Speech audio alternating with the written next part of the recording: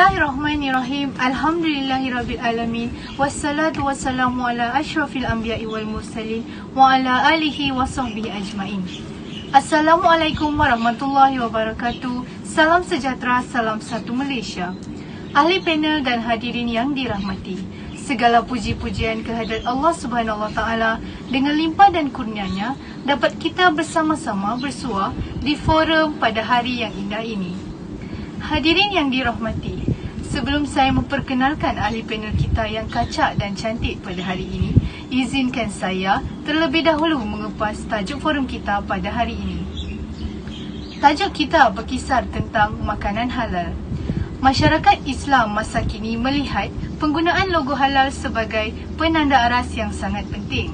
Malangnya, kebanyakan pengguna tidak mempunyai maklumat yang cukup untuk membuat keputusan dalam pembelian sesuatu barangan. Maka tidak hairanlah masyarakat awam sentiasa kelihatan ragu-ragu ketika menggunakan barangan meskipun terpapar perkataan halal dari pihak berkuasa tempatan maupun luar negara. Pada masa yang sama, berlaku peningkatan permintaan pasaran global dan peluang perniagaan produk halal tanpa mengira agama maupun budaya. Sedangkan syariat Islam yang menjadi sandaran kepada prinsip halal memberi tawaran yang sangat istimewa terhadap kepentingan manusia sejagat.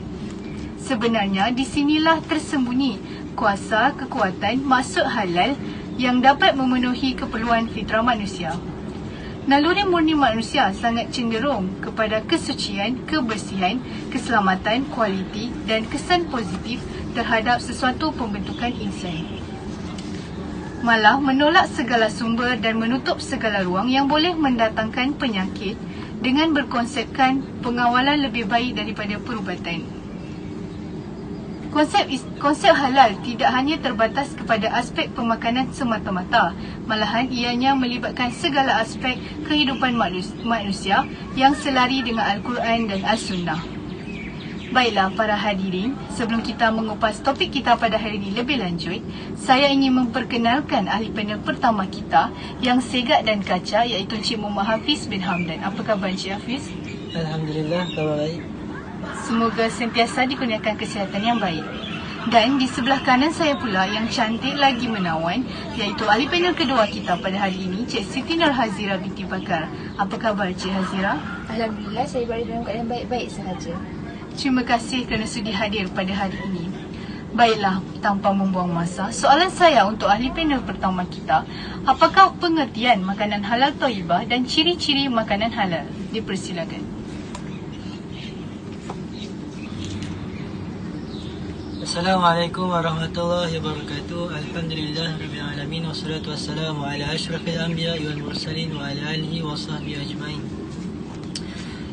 Sidang hadirin yang dirahmati Allah sekalian, pertama-tamanya saya ingin mengucapkan ribuan terima kasih kepada Cik Moderator yang cantik lagi berdaya kerana menjemput saya hadir ke majlis forum remaja pada pagi yang indah ini.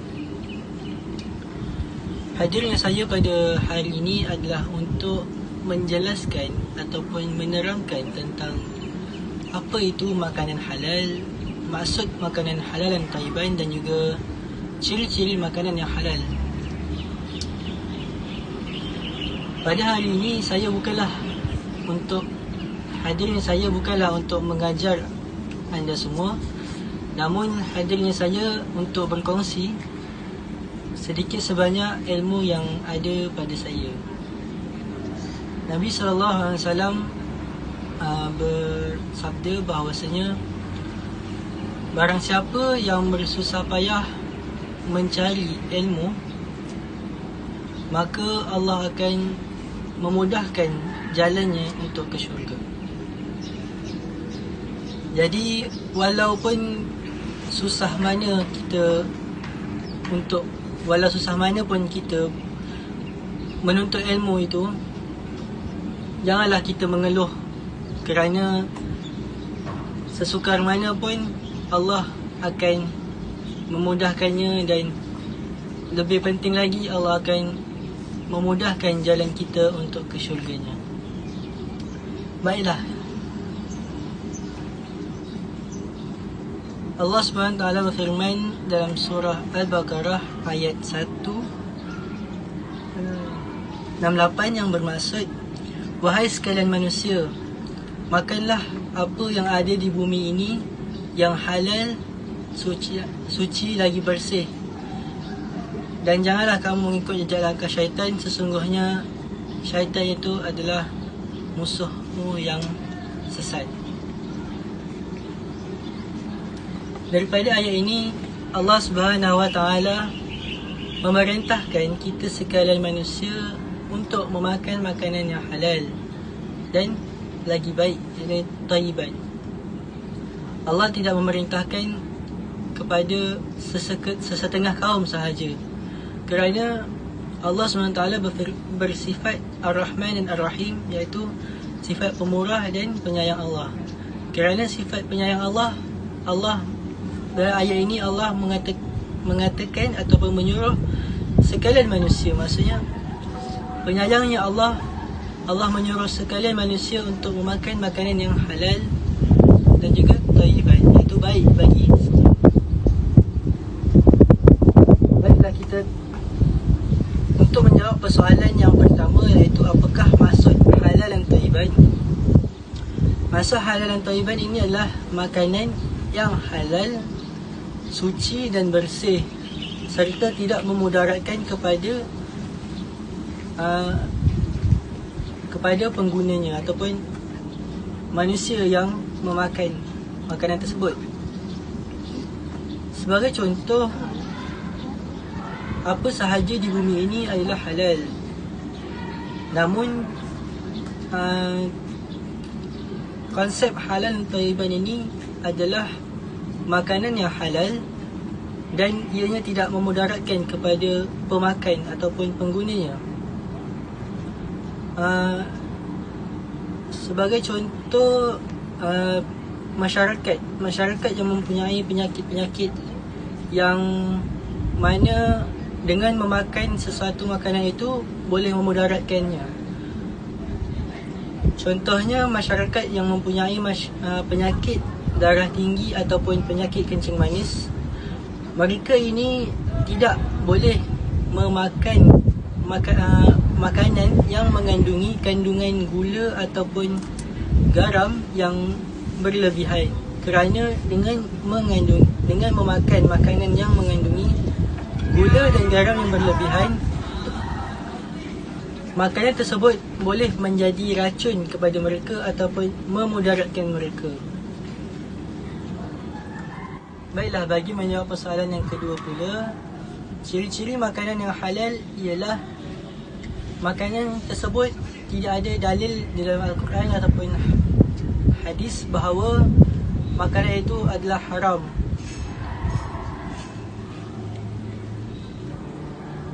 Sebagai contoh, dalam surah Al-Baqarah ayat 173, Allah berfirman dan bermaksud, sesungguhnya Allah mengharamkan kepada kamu memakan darah, bangkai dan daging babi.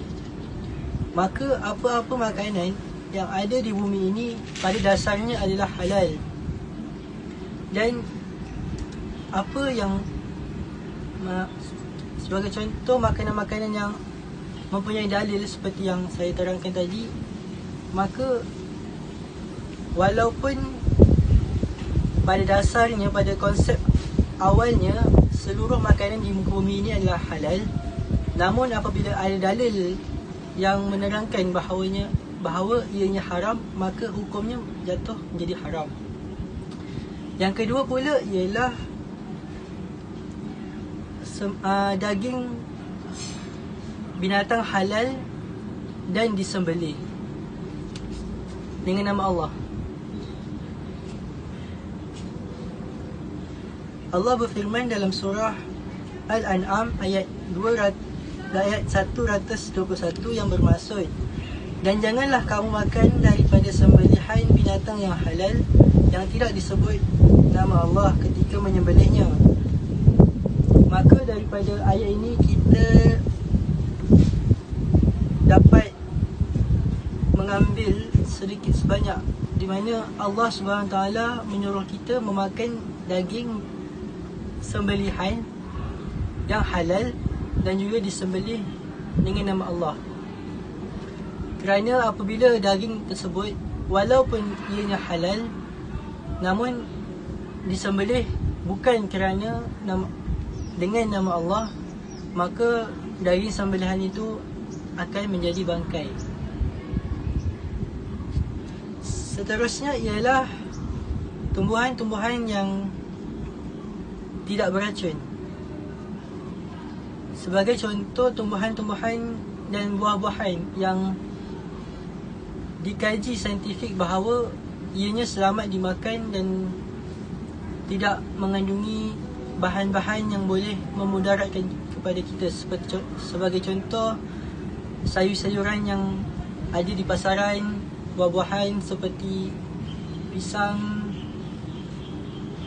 dan sebagainya.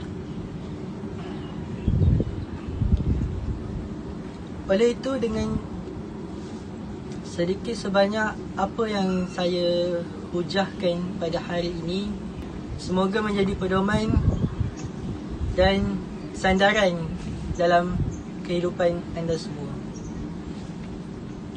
Sekian, terima kasih. Sidang hadirin, demikian tadi penjelasan tentang pengertian dan ciri-ciri makanan halal yang pada pandangan saya merupakan penjelasan yang terperinci dan menarik daripada ahli panel pertama kita. Terima kasih ahli panel pertama. Seterusnya, saya mohon penjelasan daripada ahli panel kedua kita, iaitu Cik Siti Nurhazirah binti Bakar, tentang kepentingan makanan halal dalam pembinaan generasi masa kini. Dipersilakan. Baiklah, terima kasih kepada Cik Pengerusi Majlis, Sirih Berlipat, Sirih Pinang, Sirih dari Pulau Mulia. Pemanas kata, selamat datang. Awal bismillah, pembuka bicara. Bismillahirrahmanirrahim. Alhamdulillahirrabbilalamin. Wassalatu wassalamu ala asyrafil anbiya'i wal mursalin wa ala alihi wa sahbihi ajma'in. Bersyukur kita kehadrat ilahi, dengan limpah kurnianya jua dapat kita bertemu pada hari ini untuk berkongsi ilmu. Sebelum menjawab pertanyaan daripada Cik Pengerusi Majlis tadi, izinkan saya untuk mengulas sedikit mengenai konsep makanan halal itu sendiri. Baiklah, perkataan halal atau daripada kalimah Arab iaitu halal, yahilu, ilan dan muhalal yang membawa maksud dibenarkan atau dibolehkan. Sedikit informasi yang ingin saya ucapkan di sini bahawa perkataan halal itu sendiri telah disebut sebanyak 49 kali dalam Al-Quran dan kebanyakan perkataan tersebut khusus kepada makanan halal. Hal ini telah menunjukkan bahawa betapa pentingnya kepada kita untuk mengambil makanan yang halal. Merujuk kepada soalan yang diajukan tadi, kepentingan makanan halal pada masa kini adalah untuk mendapatkan zat yang baik yang akan digunakan oleh tubuh badan manusia itu sendiri. Ia dapat memberikan kesihatan kepada hati, jantung dan otak. Secara tidak langsung, ia akan membuatkan kita menjadi seseorang yang sihat dari segi rohani dan jasmani. Hal ini boleh disokong oleh hadis yang diriwayatkan oleh Imam Bukhari, iaitu dalam tubuh badan manusia ada sekatan daging yang apabila baik daging itu, maka baiklah seluruh tubuh badannya, dan begitulah sebaliknya. Dari segi saintifik pula, kebanyakan ahli sains dan perubatan tidak menafikan bahawa peranan hati amat penting untuk badan manusia. Sebagai contoh, hati akan mengkumpulkan bahan-bahan beracun dan hati juga mempunyai 2 kali ganda bekalan darah. Darah amat penting untuk tubuh badan manusia. Apabila hati kita telah bersih daripada segala perkara-perkara yang negatif, ia akan memudahkan kita untuk melakukan segala amal ibadah yang telah diperintahkan. Justru itu, pengambilan makanan halal perlu dititik beratkan. Selain itu, mencari sesuatu yang halal untuk kegunaan seharian adalah satu kewajipan yang difardukan oleh Allah SWT ke atas setiap Muslim. Kerana mengambil makanan yang halal dapat menambahkan cahaya iman dan membuatkan segala doa kita termakbul dan ibadat diterima. Hal ini kerana setiap perbuatan kita bermula daripada hati. Hati yang bersih, seluruh amal ibadat kita akan buat dengan tenang. Terdapat banyak ayat Al-Quran dan hadis yang menyeru dan memerintah umat Islam agar mengambil berat dalam mencari makanan yang halal.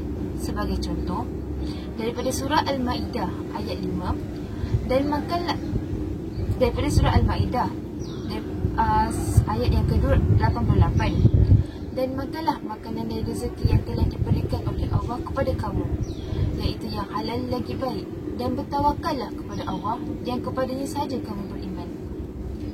Hadirin sekalian, pengambilan makanan halal dapat membersihkan hati dan menjaga lidah daripada bercakap sesuatu yang tidak berfaedah.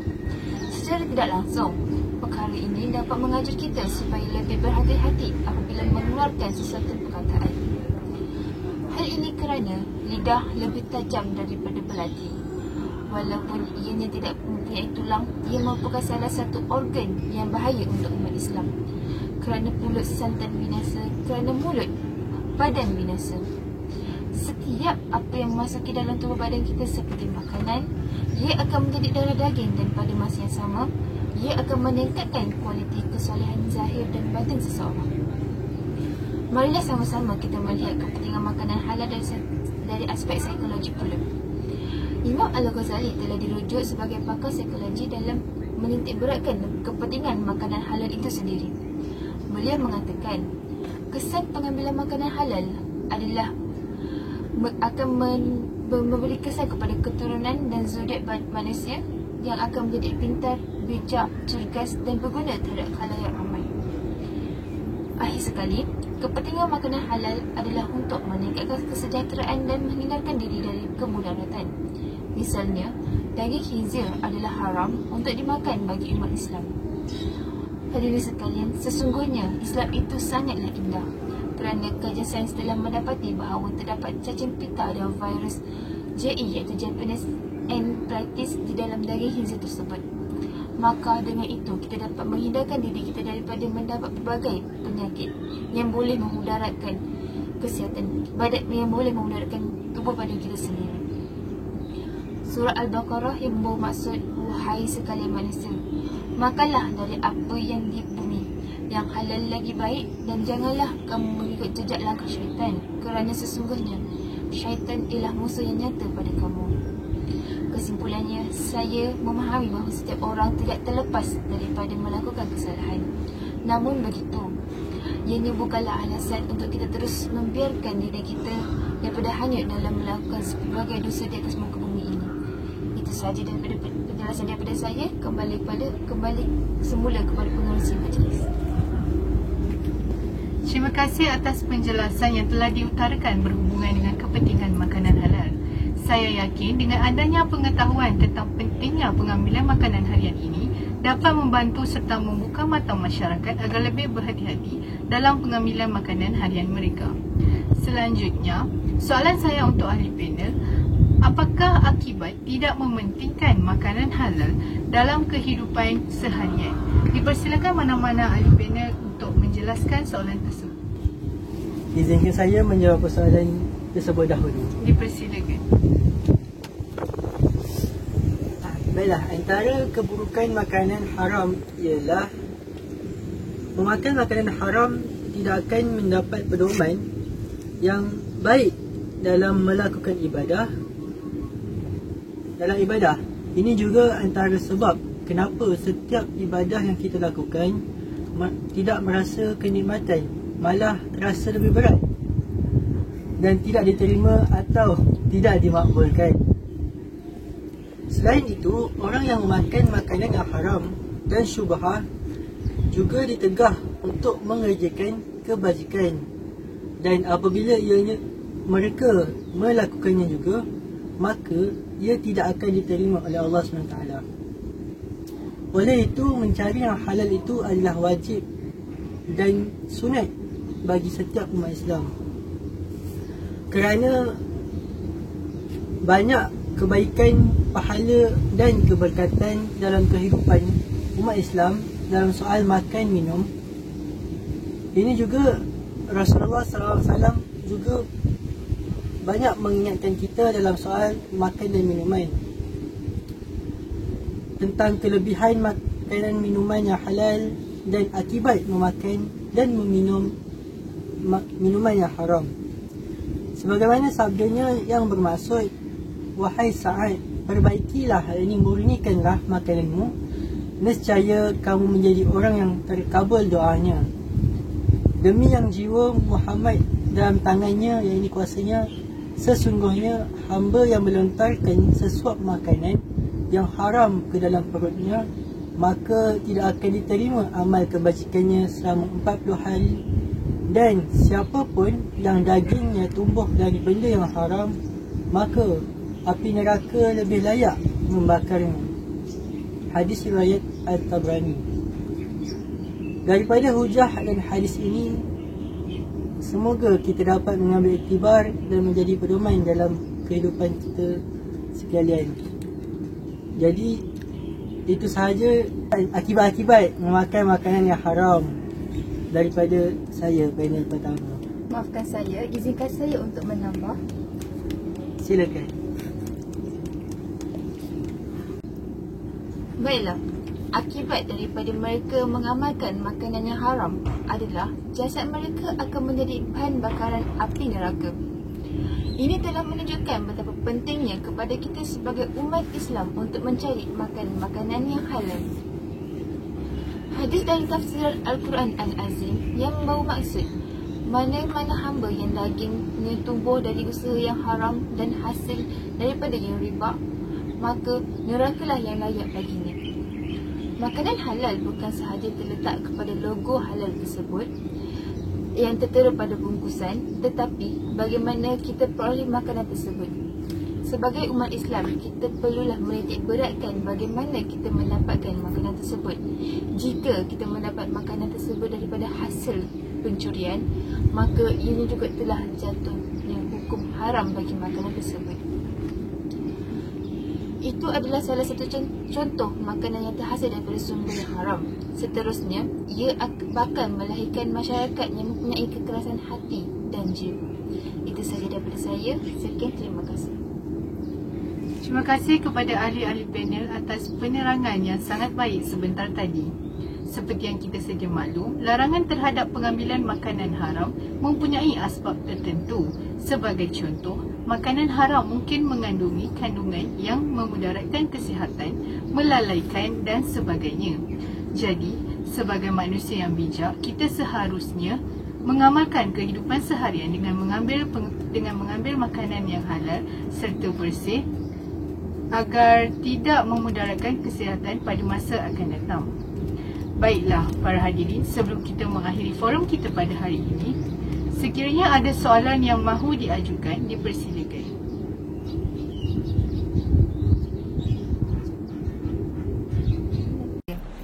Assalamualaikum. Saya ingin bertanya kepada ahli panel sekalian, adakah kita dibenarkan untuk memakan makanan yang tiada cop halal? Itu saja. Terima kasih. Baiklah, terdapat soalan pertama yang berbunyi, adakah kita boleh makan makanan yang tiada cop halal? Soalan tersebut diajukan oleh penonton kepada ahli panel pertama kita. Dipersilakan. Assalamualaikum warahmatullahi wabarakatuh. Terima kasih kepada penonton yang bertanyakan tentang persoalan tadi. Pada khidmat saya, soalan ini adalah soalan yang mungkin menjadi tanda-tanya kepada masyarakat di luar, kerana kita ini sudah terbiasa dengan apabila sesuatu produk makanan itu mempunyai logo halal, maka ianya halal. Manakala apabila sesuatu produk itu tidak mengandungi ataupun tidak mempunyai cap halal, maka orang akan beranggapan bahawa makanan tersebut adalah haram. Walaupun pada dasarnya makanan tersebut mungkin halal, cuma ianya tidak mengandungi logo haram, logo halal sahaja. Kerana halal dan logo halal adalah dua benda yang berbeza. Halal ialah hukum yang diturunkan oleh Allah SWT, manakala cap halal pula ialah suatu inovasi daripada manusia, di mana ianya digunakan untuk menentukan ataupun memberitahu kita bahawa sesuatu produk itu adalah halal dan suci untuk dimakan. Sebagai contoh yang dapat kita lihat dalam kehidupan sehari-harian kita, kita pergi ke restoran-restoran yang mungkin berada di bandar yang terkenal. Anda semua mungkin akan dapat lihat restoran tersebut mempunyai cop halal ataupun logo halal di kedai-kedai mereka. Manakala apabila kita pergi ke kedai-kedai yang berada di kampung-kampung di mana kedai mereka tidaklah segah ataupun semegah kedai-kedai restoran yang berada di bandar, kita dapat lihat yang kedai-kedai makanan di kampung ini tidak mempunyai logo halal. Kerana untuk mendapatkan logo halal ini bukanlah mudah. Ianya perlulah melalui prosedur-prosedur yang telah ditetapkan oleh JAKIM. Maka apabila ada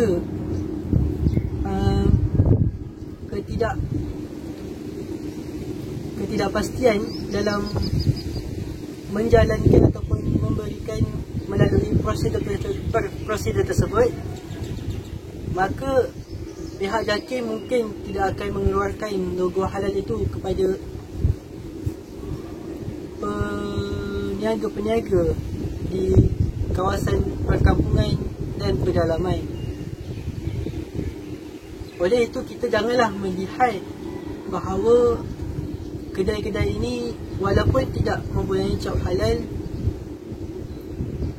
ianya tidak semestinya makanan yang disajikan itu adalah haram. Kerana apabila peniaga tersebut adalah orang Islam, maka sudah pasti makanan-makanan yang disajikan itu juga adalah halal. Kerana pada zahirnya ianya halal, maka makanan itu adalah halal. Sebagai contoh yang seterusnya pula yang kita dapat lihat dalam botol mineral water kita yang kita minum setiap hari, mungkin ada sesetengah jenama daripada air mineral ada meletakkan cap halal dan sesetengahnya pula tidak mempunyai cap halal. Tapi adakah minuman ataupun air mineral yang tiada cap halal itu haram? Maka kita perlu lihat pada zahirnya air minuman itu tiada unsur-unsur yang dapat mengharamkannya, maka hukumnya adalah halal. Ada hadis Nabi yang bermaksud para sahabat berjumpa dengan Nabi SAW, di mana ada sahabat-sahabat yang baru memeluk Islam. Mereka ini memberi daging-daging dan makanan-makanan kepada para sahabat. Maka sahabat bertemu dengan Rasulullah untuk bertanya, bolehkah kita memakan makanan yang ataupun daging-daging yang diberikan oleh sahabat yang baru memeluk Islam tersebut? Kerana para sahabat tidak tahu bahawa adakah mereka yang baru memeluk Islam itu menyembelih binatang tersebut dengan menyebut nama Allah ataupun tidak. Maka Nabi SAW berkata, kamu baca bismillah, kamu makan. Maka daripada hadis ini kita dapat lihat bahawa pada zahirnya sahabat tadi adalah Islam, maka daging yang diberikan itu juga adalah halal dimakan. Jadi pada dasarnya halal dan cop halal ini adalah dua benda yang berbeza. Kita perlulah tahu bahawa semua benda yang ada di muka bumi ini yang terdiri daripada makanan dan minuman pada dasarnya adalah halal.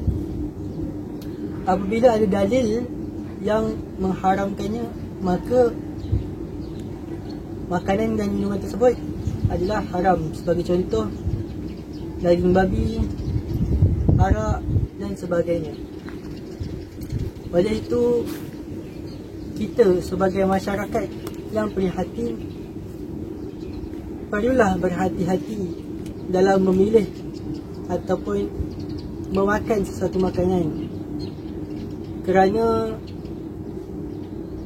apabila kita tidak berjaga-jaga dalam memilih sesuatu makanan ini, walaupun kita tidak tahu tentang halal dan haramnya sesuatu makanan itu, kita perlulah berwaspada kerana kadang-kadang ada manusia ataupun sesetengah manusia ini yang mungkin tidak ada cop halal daripada JAKIM, namun mereka menggunakan cop palsu untuk kepentingan mereka. Jadi dengan hujah yang saya sampaikan sebentar tadi, semoga anda semua dapatlah sedikit sebanyak tentang apa itu haram, apa itu halal dan cop halal. Sekian, terima kasih. Terima kasih kepada ahli panel pertama kita atas jawapan yang sangat baik sebentar tadi. Dipersilakan para hadirin untuk bertanya soalan seterusnya. Assalamualaikum. Boleh tak saya nak bertanyakan soalan berkaitan dengan isu makanan halal? Boleh tak saya meminta pencerahan daripada ahli panel untuk menerangkan isu daging kartel yang sedang menjadi buah mulut masyarakat sekarang? Terima kasih. Baiklah, soalan kedua untuk ahli panel kedua kita, iaitu berkaitan dengan isu makanan halal. Minta pencerahan daripada ahli panel kedua untuk menerangkan isu daging kartel yang sedang menjadi buah mulut masyarakat masa itu. Dipersilakan. Terima kasih kepada Saradi Proposal. Isu daging kartel ia telah menular di media sosial sehingga ramai masyarakat yang tertanya-tanya bagaimana isu ini boleh berlaku. Di sini saya ingin menjelaskan bahawa pada 2 Disember yang lalu, Sinar Harian telah membongkar modus operandi kartel, iaitu penyeludupan daging sejuk beku daripada China, UK, Brazil dan Argentina. Perkara ini menjadi isu kerana pembungkusan semula daging tersebut dan diletakkan pada dengan menggunakan logo halal dan seterusnya menjualnya kepada pasaran di Malaysia. Kegiatan ini telah dipercayai dijalankan sejak beberapa tahun yang lalu dan menjadikan gudang salah satu gudang di Malaysia sebagai hasil mereka untuk menjual daging tersebut dan dengan meletakkan label dan cap yang palsu. Namun begitu, pihak berkuasa telah menjalankan pemeriksaan dan mereka mendapati tiada sebarang daging khinzir ataupun syubha di lokasi kejadian. Oleh itu, kita harus lebih berwaspada untuk memilih makanan yang halal, seperti yang panel satu telah katakan tadi, bahawa terdapat sesetengah individu yang ingin mengambil kesempatan atas kesulitan orang lain dengan melakukan atau membuat logo cap halal yang palsu demi kepentingan mereka untuk mendapatkan wang ringgit. Oleh itu, sebagai umat Islam yang prihatin, kita hendaklah yakin dan mengkaji setiap apa yang kita ambil sebagai asas kehidupan manusia. Saya harap hujah saya ini telah menjawab persoalan anda. Terima kasih kepada ahli panel kedua kita atas jawapan yang sangat benar sebentar tadi. Sidang hadirin yang dihormati, terima kasih atas soalan yang telah diutarakan sebentar tadi.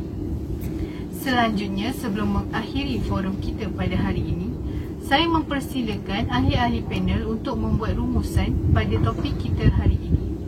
Dipersilakan ahli panel kedua untuk membuat rumusan terlebih dahulu. Baiklah, pada zaman yang mudah diakses pada hari ini, Ramai masyarakat yang lebih gemar untuk makan makanan daripada luar negara seperti Korea. Hal ini kerana mereka terpengaruh daripada drama-drama yang mereka tonton di laman web yang telah menyajikan drama Korea. Hal ini mereka lebih terpengaruh untuk membeli makanan-makanan tersebut. Ini bukanlah sesuatu isu yang menjadi tanda tanya masyarakat, tetapi kerana makanan-makanan tersebut telah ditapis oleh pihak JAKIM dan telah mendapat kelulusan daripada mereka untuk dijual di pasaran Malaysia. Oleh itu, sebagai umat Islam, kita adalah yakin dengan apa yang kita makan. Itu sahaja dari saya. Terima kasih kepada ahli panel kedua. Kita dengarkan pula rumusan daripada ahli panel pertama kita. Okay, terima kasih kepada Cik Pengerusi. Apa yang dapat saya rumuskan daripada forum kita pada pagi ini adalah kita sebagai umat Islam perlulah menitik beratkan tentang apa sahaja benda yang kita hendak masukkan ke dalam mulut dan perut kita. Kita perlulah yakin dan pasti bahawa makanan atau minuman yang kita makan itu mestilah halal, dan janganlah kita memakan makanan yang sudah jelas dikatakan oleh Allah SWT tentang keharamannya, kerana pada yang haram itu mengandungi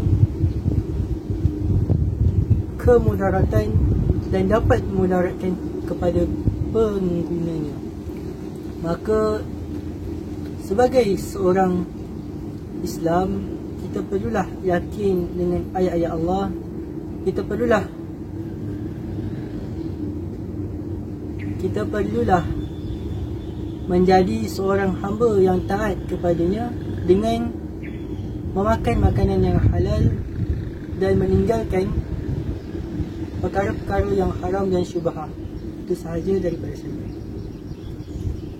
Terima kasih diucapkan kepada semua ahli panel atas kehadiran anda pada hari ini kerana sudi membicarakan tentang isu makanan halal pada hari ini.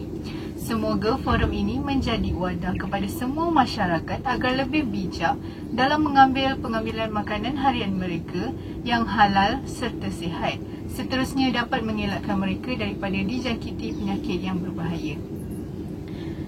Baiklah hadirin, kini saya akhiri forum kita dengan serangkap pantun. Bunga dedap di atas para, anak dusun pasang pelita. Andai tersilap tutur bicara, jari disusun, maaf dipinta. Saya mewakili semua ahli panel mengucapkan ribuan terima kasih kepada semua hadirin yang sudi menghadirkan diri dan menyaksikan forum kita pada hari ini. Lantas keterbatasan waktu, saya mohon akhiri bicara ini. Selanjutnya mohon mengundur diri. Sekian, wabillahi taufiq wal hidayah. Wassalamualaikum warahmatullahi wabarakatuh.